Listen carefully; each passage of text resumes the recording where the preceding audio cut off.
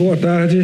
No final da apresentação, quem conseguir pronunciar meu sobrenome ganha alguma coisa. O que eu não sei, mas a gente acha um prêmio. Marcelo Herschenut, eu sou gerente de marketing da linha de produtos versáticos da Hexion para as Américas. Eu vou fazer a apresentação numa ordem totalmente diferente do que todo mundo faz, né? Primeiro eu vou começar com os agradecimentos. Gostaria de agradecer a organização do GRAX por ter estendido o convite, ter aceito a apresentação, e gostaria de agradecer também o apoio que a Brenntag tem dado para a gente no desenvolvimento do mercado na América do Sul, em particular no Brasil. Tá? Então, nós vamos falar hoje sobre o ácido versático e o uso em fluidos de usinagem, metalworking fluids de alta eficiência. E, outra diferença também é que eu só vou falar da Hexion no final. Eu acho que é mais importante primeiro falar do tema, depois a gente faz a apresentação da empresa. O importante é que vocês entendam o produto, conceito, e depois sim a gente fala sobre trabalhar juntos. Então, a ideia da apresentação é uma revisão bem rápida sobre o que são fluidos de usinagem, por que você precisa de inibidores de corrosão, tanto durante o processo quanto depois, na vida do produto, até que ele seja colocado em operação. Mecanismos de inibição da corrosão, em particular o ácido versático, e alguns ensaios que nós fizemos, tanto usando normas americanas, quanto a norma americana, quanto a norma alemã. Bom, o que é um fluido de usinagem, um metalworking fluid? É o fluido que vai ser usado para a lubrificação durante uma operação de usinagem. Ele serve como lubrificante, ele serve como um elemento resfriador durante o processo, porque se gera calor, e também ele é o detergente, ele é o elemento que limpa tanto a ferramenta quanto a peça que está sendo usinada. E o fluido de usinagem, ele também pode ter uma função secundária, que é a proteção da peça usinada, do teu produto final, até a colocação em uso. Eu vou dar um exemplo. Normalmente, quando a gente pensa, eu estou com metalworking fluid, um fluido de usinagem, eu tenho uma peça metálica grande, da qual eu estou tirando aparas. Vou trazer para vocês um produto diferente. Quem se lembra de Bombril? 1000 utilidades. Né? No caso do Bombril, o meu produto final não é uma peça metálica usinada, é aquela lã de aço com uma superfície, uma área superficial enorme. Imaginem quantos metros quadrados tem uma esponjinha de Bombril, e aquele Bombril sai da fábrica com um revestimento anticorrosivo, porque ele não pode oxidar até o momento de chegar na cozinha. Primeira vez que o Bombril é usado, usa o sabão, o detergente para limpar uma peça metálica, aquele Bombril perde aquela camada protetiva e começa a oxidar.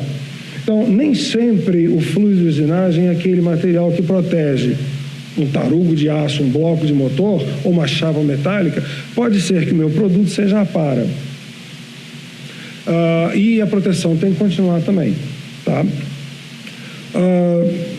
Olhar aqui, olhar lá é difícil. Então, você tem que ter, dentro da composição de um fluido de usinagem, vários elementos que vão compor essas funções todas. Alguém tem que lubrificar, alguém tem que remover o calor, alguém tem que ser o detergente para manter essas aparas de suspensão, vai ter corrosão sendo formada, vai ter hidróxido metálico, vai ter sujeira. Então, existe um balanço de todas as propriedades na hora de montar um fluido de usinagem. E cada operação tem uma necessidade diferente. Então, normalmente, um fluido de usinagem, ele é vendido como um concentrado, e esse concentrado é cortado e diluído de acordo com a tua necessidade.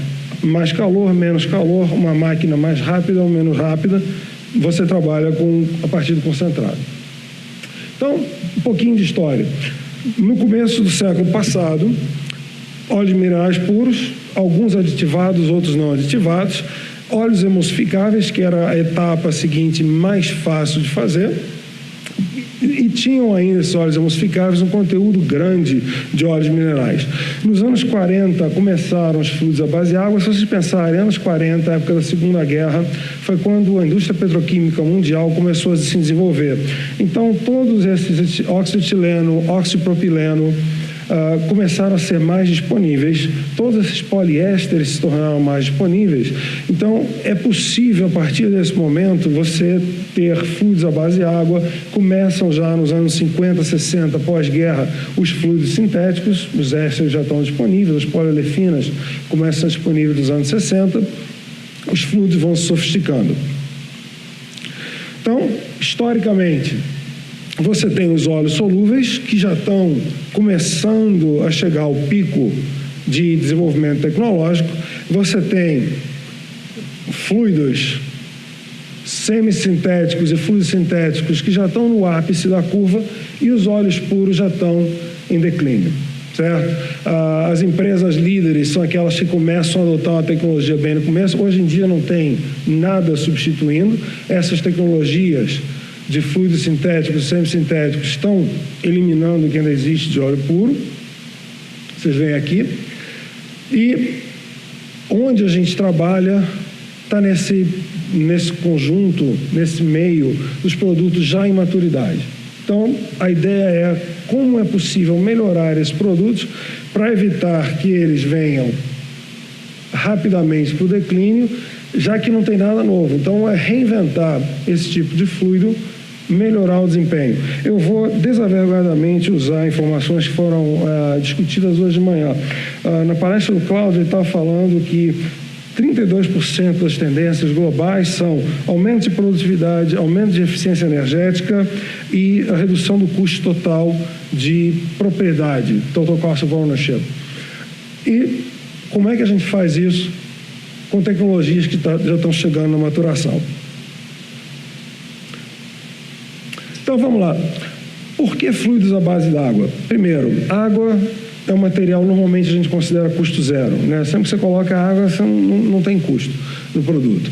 A água é um material de baixa viscosidade, a água não pega fogo, então é um material seguro. Como transferência de calor, todo mundo que é engenheiro aqui sabe, a água é um excelente fluido de transferência de calor, certo? Capacidade térmica alta, coeficiente de transferência fantástico. Qual é o problema da água quando eu estou falando de usinagem de metal? Eu tenho temperatura, tenho uma superfície metálica que não tem óxido, porque ela acabou de ser usinada, exposta à água, imediatamente corrosão, certo? Então, há uma série de propriedades positivas que a água traz como constituinte de um fluido de usinagem, mas o fato dela propiciar a corrosão é um problema, óbvio, é uma consequência direta da aplicação. Então, eu quero usar água, porque é econômico, porque é um bom material. Eu preciso, então, trabalhar com alguma coisa, agentes anticorrosivos, aditivos anticorrosivos, que vão balançar, que vão equilibrar esse efeito corrosivo da água. Ou seja, eu tenho que usar agentes corrosivos e também em fluidos protetivos. É o caso, eu vou voltar à ideia do bombril. Então, o bombril, antes de sair da fábrica, ele é tratado com fluido, que vai conter água, mas dentro desse fluido você tem algo que fica na superfície da palha de aço, que permite que ela tenha uma durabilidade até ser colocada em uso. Embora o evento seja um evento de lubrificantes e graxas, o mesmo princípio de proteção à corrosão se aplica a um outro sistema também, que é automotivo, que é o sistema de fluido de radiador. O que eu tenho dentro do radiador? Eu tenho temperatura, tenho pressão e tenho água, porque, novamente, no caso do radiador, a água é um excelente elemento de transferência térmica. Em geral, você combina com glicol para dar um equilíbrio de pressão, mas você tem corrosão dentro do bloco do motor. Eu tenho que proteger aquele bloco do motor. Sistemas de transferência térmica em que eu preciso de um fluido anticorrosivo, a mesma coisa. Então, o pessoal que trabalha com Petrobras, eles têm fluidos extremamente corrosivos, sendo aquecidos, a água de fundo de poço, por exemplo, é extremamente corrosiva. Você precisa proteger aqueles equipamentos metálicos contra a corrosão. O princípio é exatamente o mesmo. Bom, como é que um fluido ou um agente anticorrosivo funciona? O mecanismo mais simples é o mecanismo de adsorção, que a gente vai ver no próximo slide. Tem um mecanismo de passivação, por exemplo, por comparação, seria a anodização de alumínio para as esquadrias metálicas, você forma uma camada de óxido e aquela camada de óxido impede o ataque consequente, mas no caso de usinagem de metais a passivação é muito difícil, porque você está realmente removendo aquela camada. Então você forma óxido, você remove e expôs o metal de novo. Ou então proteção catódica. Em fluidos de metais, em metalworking fluids, fluidos de usinagem, você normalmente trabalha por adsorção. O mecanismo vai ser óbvio no slide seguinte e faz sentido dado o tipo de mecanismo de operação de usinagem. Há vários tipos de produtos químicos usados em usinagem de metais, cada um deles tem suas vantagens e desvantagens. Tá? No slide tem um monte de informação, a minha ideia não é ler o slide, vocês vão ter acesso a isso. A minha ideia é muito mais passar o conceito do que ler todos os detalhes de cada um dos produtos químicos que está sendo usado, até porque essa lista é 1/3, 1/4 de uma lista completa de aditivos anticorrosivos. Aqui é só uma ideia. Então, vamos lá. Adsorção. A adsorção é um mecanismo pelo qual uma espécie se coloca sobre a superfície de uma outra. Então, eu tenho aqui um substrato metálico, eu tenho, nesse caso aqui, eu já estou falando de uma molécula de ácido versático, eu prometo que eu não vou falar muito de química, só tem 2 moléculas na apresentação. Então, você tem uma molécula de ácido versático na forma de um sal metálico, normalmente é um versatato de sódio, porque hidróxido de sódio é um neutralizante barato, ou então na forma de um sal de amina, não amônio, mas um sal de amina. Então, como é que funciona isso? O ácido versático, em realidade, ele é um surfatante, tá? Ele é um agente tensoativo. Eu tenho um grupo carboxílico que é neutralizado ou é formado um sal com um metal ou com amônio, e tem uma cadeia que vocês veem aqui extremamente ramificada. A ideia é que essa molécula funciona como um cogumelo protegendo o metal. Por ser uma molécula, vou usar uma palavra bem científica, atarracada, ela é uma molécula, apesar de ter 10 átomos de carbono, ela é curta, porque ela é muito ramificada. Então, por ser curta e ramificada, uma molécula protege uma área grande da superfície metálica e forma uma camada protetiva contra a água. Por ser uma molécula basicamente de carbono e hidrogênio, ela é hidrorrepelente. Então, a água que está aqui, seja a umidade ambiente, seja a água dentro do fluido de usinagem, ela está vendo uma camada de hidrocarboneto. O que o metal está vendo? O metal está vendo um sal, que é dissolvido na superfície. Então, eu não interfiro com o processo, a água continua ali e o metal não é atacado. Não é no caso da passivação, por exemplo, que tem uma reação acontecendo na superfície metálica. Porque com o aquecimento, com uma lavagem, essa superfície sai e o metal está novamente exposto. Então é muito fácil de reverter o processo. Por isso que o processo de adsorção é o mais usado na composição de fluidos de usinagem. Bom, ácido versático 10. O ácido versático, o nome foi inventado há mais de 60 anos, mais ou menos 60 anos, e é uma família de ácidos e são versáteis, por isso que é versático, porque o número de aplicações é muito grande. Eu vou dar alguns exemplos mais tarde, mas é uma parte muito pequena de um leque muito amplo. Primeiro, é uma mistura sintética, não é um ácido natural, como a gente vai falar de azelaico, sebácico.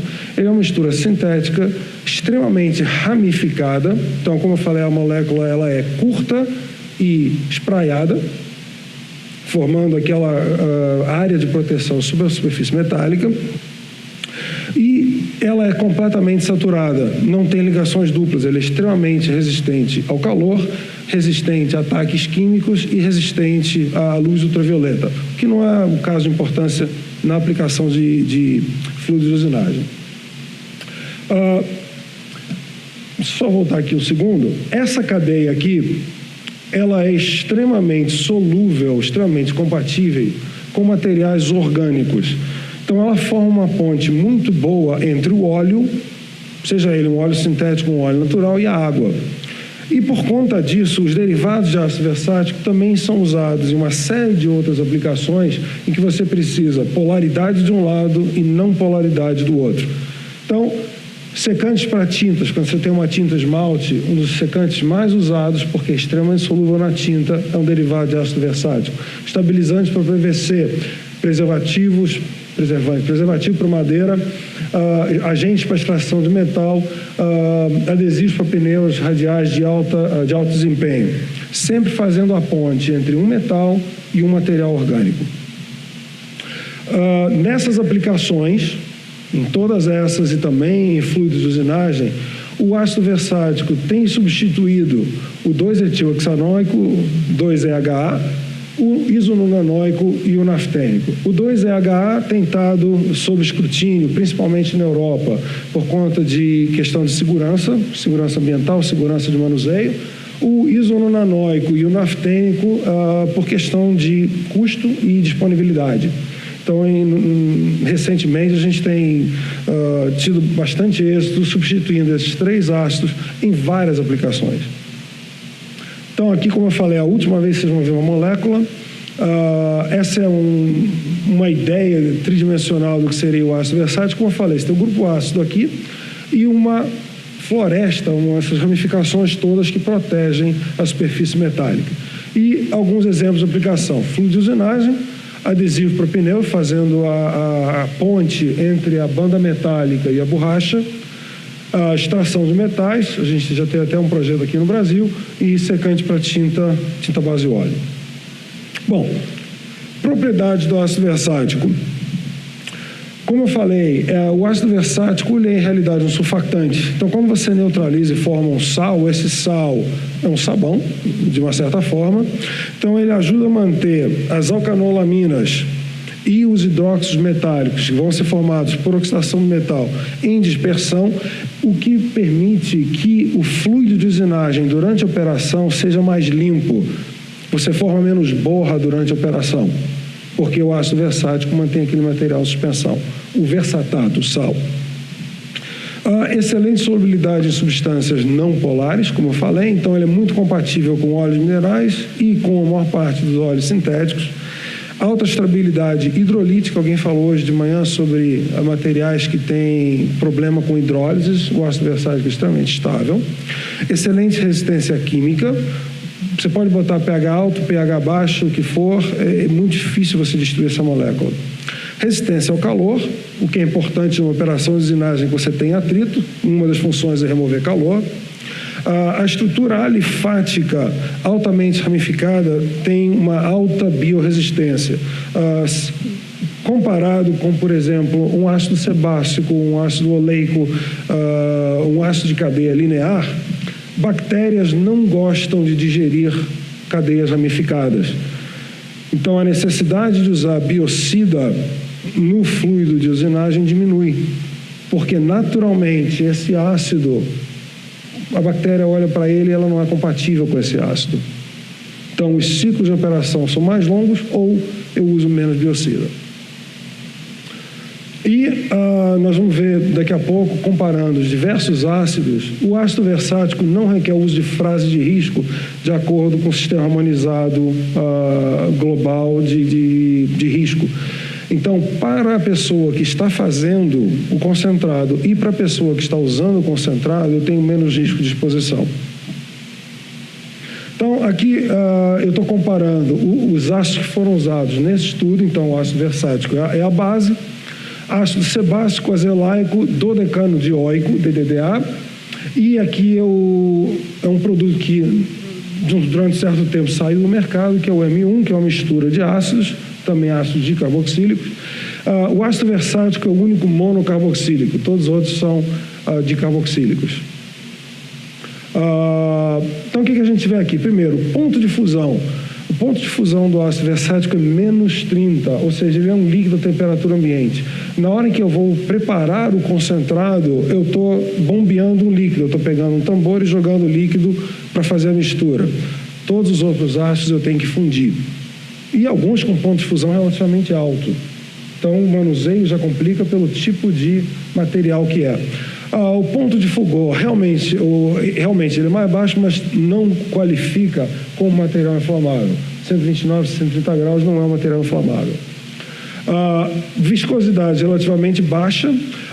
Os outros não tem sentido falar viscosidade porque eles são sólidos. E na parte de sinais de risco, nada para o ácido versático, de acordo com o GHS, e todos os outros, toxidez aquática, irritante ocular, irritação, nesse caso é irritação severa, que foi um dos temas que a segunda palestra falou.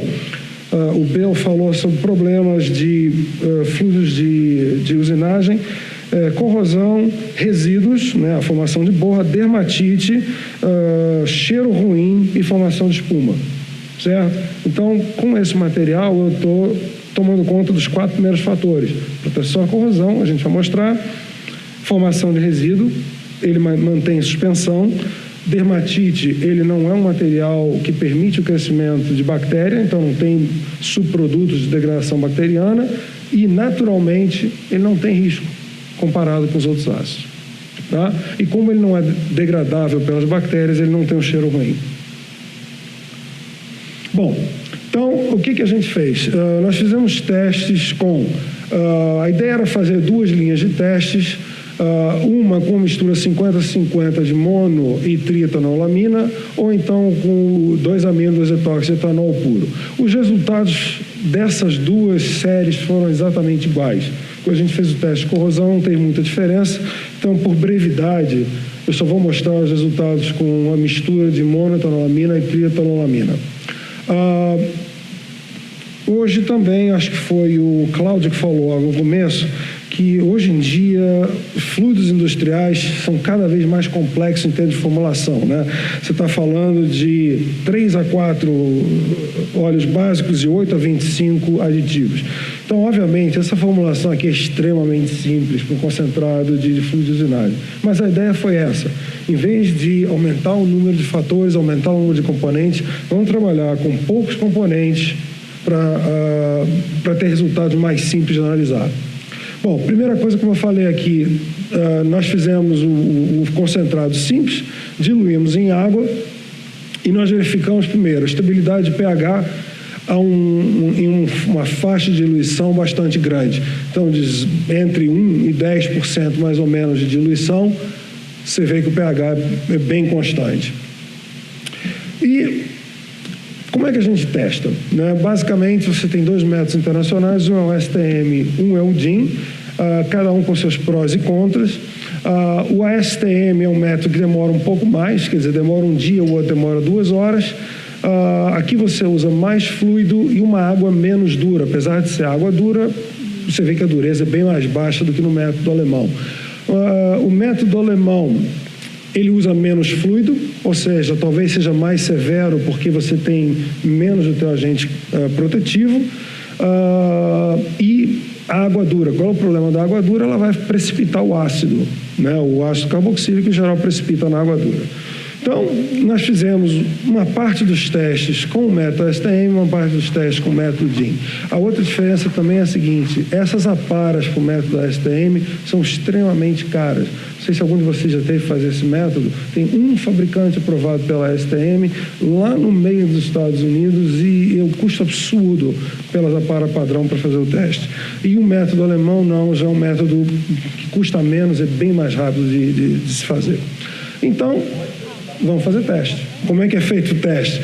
Você coloca as aparas metálicas, coloca o fluido, o concentrado, mais a água dura, de acordo com o teste, em cima de um papel de filtro, que pode ser de papel ou de fibra de vidro, e espera 2 horas pelo método alemão ou 24 horas pelo método STM. E a ideia é você procurar o que é chamado de breakpoint. Breakpoint é aquela concentração a partir da qual você já não vê mais ferrugem no papel de filtro. Ou seja, daqui para lá você tem certeza de proteção à corrosão. Então, o que a gente vê aqui? Ácido versático a 1,5% já tem o breakpoint, o sebácico 3% e o azelaico 4%.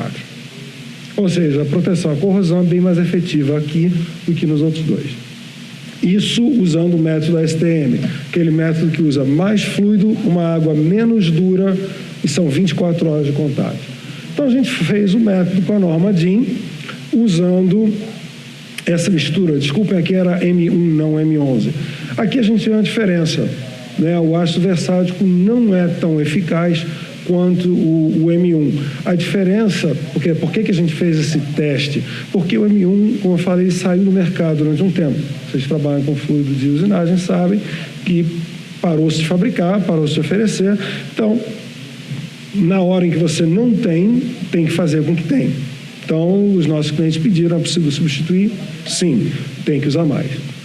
Mas será que tem que usar mais? Será que é possível reduzir esse breakpoint daqui para cá?